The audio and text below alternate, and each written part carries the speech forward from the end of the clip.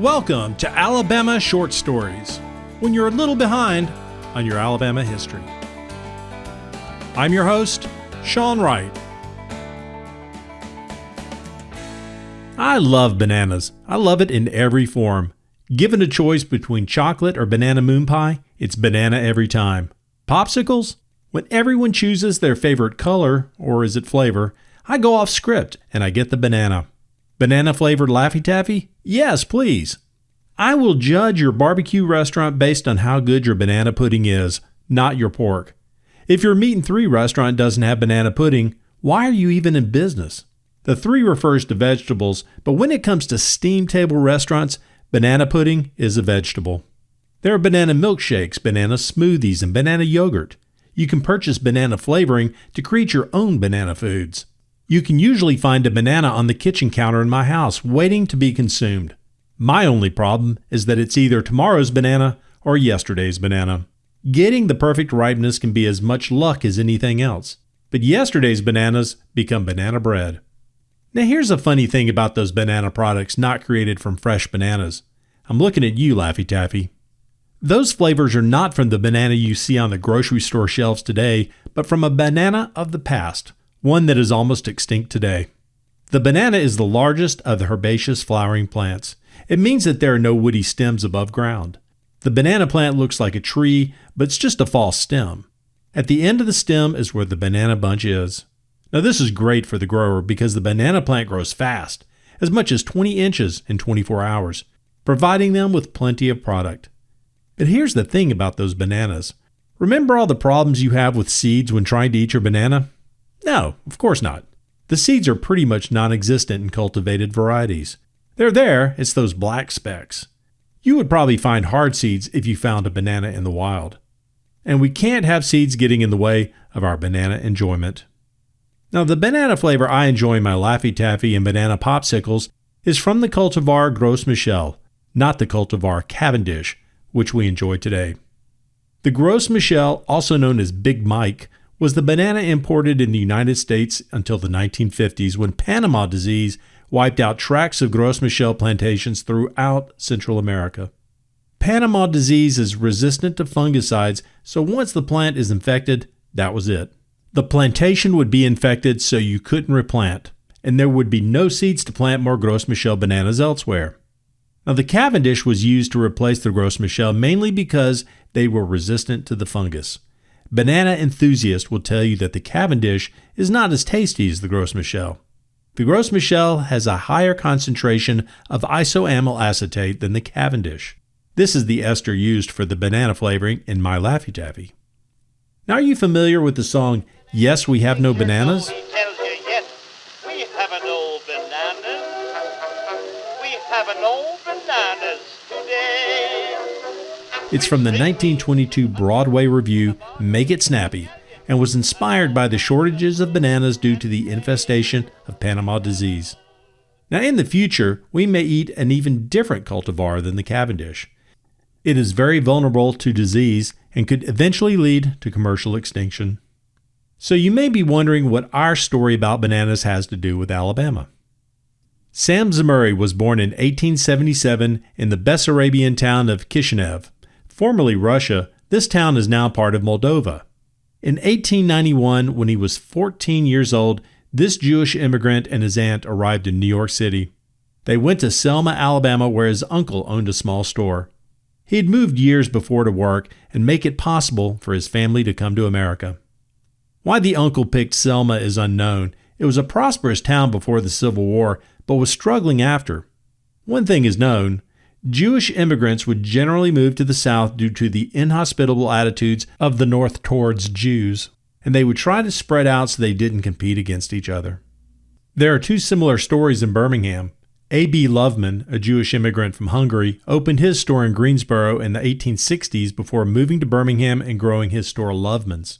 Louis Pazitz, a Jewish immigrant from Russia, opened his store, the Pazitz Dry Goods Company, in 1899. Pazitz would be an institution until 1986 when it was sold and converted to McRae's. And before I move on, I can't help but mention Lehman Brothers, which started as a dry goods store in 1844 in Montgomery. Henry Lehman was a Jewish cattle merchant who immigrated from Rimpar, Bavaria. His brothers joined him in the next couple of years, and the store would be known as Lehman Brothers. Now, you may know this company as the financial services institution that collapsed dramatically in 2008. Zemurray was a hard worker and saved enough money to relocate his family to America. But in 1893, his life would change forever. Zemurray saw his first banana. A banana jobber was making a deal with a grocer, and he could see that there was money in bananas. He decided his future would be bananas. Bananas were an exotic fruit that only the rich could afford, so seeing one in Selma was rare, but that was changing.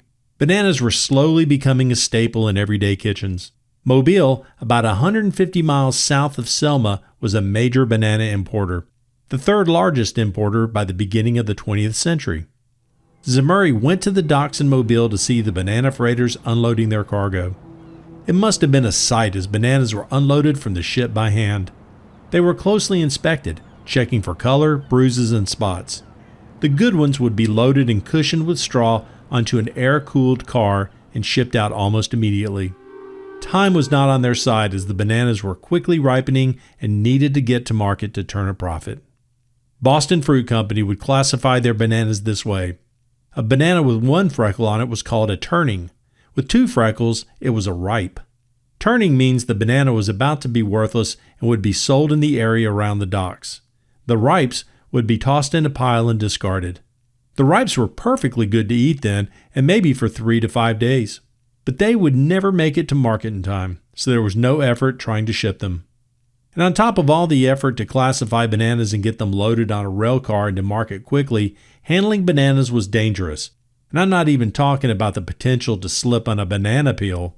There was always a chance that a scorpion had taken the ride across the ocean inside a bunch, only to sting the unsuspecting dock worker as he carried the banana on his back to the dock or rail car.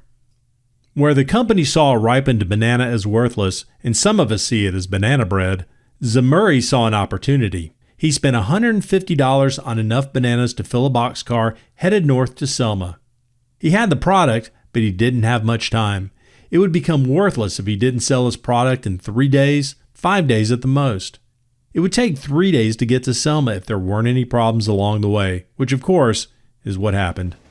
Zemurray didn't have the money for a ticket himself, so he bedded down with his cargo and set in for the ride, babysitting his ripes and assumingly dodging scorpions. In Meridian, Mississippi, he was complaining to the yardmaster about how long it was taking to get to Selma.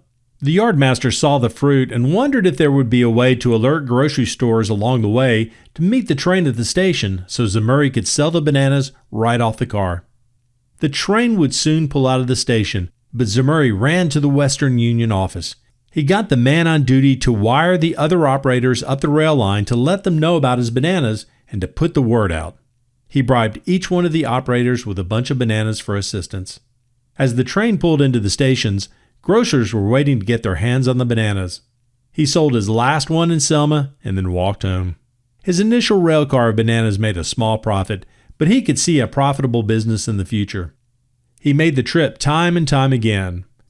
Sam the Banana Man, as he came to be known, sold 20,000 bananas in 1899, and in 4 years, the number would top 500,000, all on a product that the banana importers tossed aside. Word got out about Sam the Banana Man, and when the president of United Fruit, Andrew Preston, visited Mobile in 1903, he wanted to meet Zemurray. Preston came away impressed, saying, "He's a risk-taker, he's a thinker, and he's a doer." Zemurray signed a contract with United Fruit that gave him all the ripes United Fruit had, squeezing out any potential competitor. It also set up a relationship with a company that would last most of his life. That year, Zemurray went into business with Ashbel Hubbard. A partnership was a big deal for Zemurray, who was comfortable working alone and being able to make all the decisions himself. But he wanted to expand beyond ripes and become a banana importer. Doing so was going to take capital and someone to manage the office. It was probably a convenient partnership as Hubbard also had a contract with United Fruit. One of their first decisions was to purchase the Cayamel Fruit Company, which had banana plantations in Honduras. Cayamel had come on hard times, and the purchase was a gamble. Capital, a new partnership, the purchase of Cayamel Fruit Company, and a contract with United Fruit were helpful, But to change their status in the banana business, they needed steamships. Fortunately for them, the Thatcher Brothers Steamship Company had gone into receivership, and he saw an opportunity in others' misfortune. They purchased 2 steamships in the company's contracts and created the Hubbard Zemurray Steamship Company. United Fruit was a silent partner in the venture as well. Zemurray continued to grow Kymel Fruit Company, making his partner increasingly nervous, thinking they had extended their business too quickly and he wanted out. Zemurray bought Hubbard's interest. Hubbard would have become a wealthy man if he'd just hung on a bit longer. What a missed opportunity. Zemurray moved to New Orleans to be closer to the action. New Orleans was the largest port for banana importing. Kymel Fruit Company would stay in Mobile until January 1914, when it also moved to New Orleans.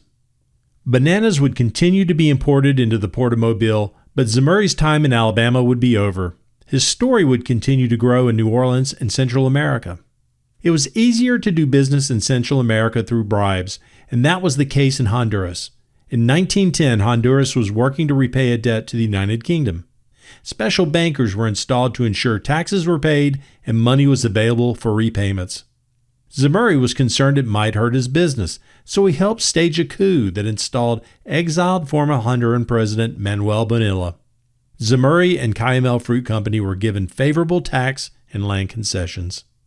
Even though United Fruit was a minor investor in Kymel Fruit, they competed in the market, and in 1929, under pressure from the State Department, Zemurray sold Kymel Fruit to United Fruit.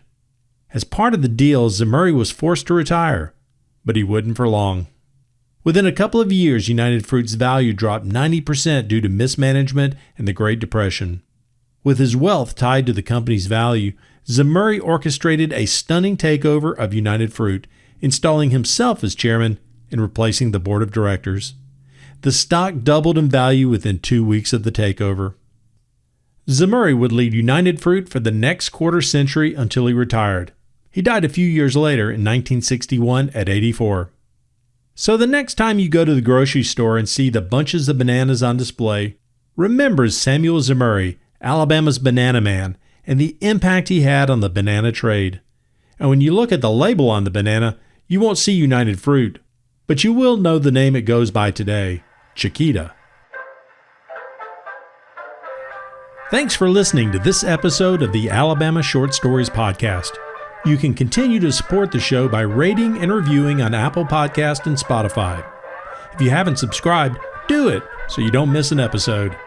You can also support the show by purchasing the companion book Alabama Short Stories Volume 1, featuring the first 3 seasons of the podcast. You can purchase it at Amazon.com, Bookshop.org, and other online bookstores.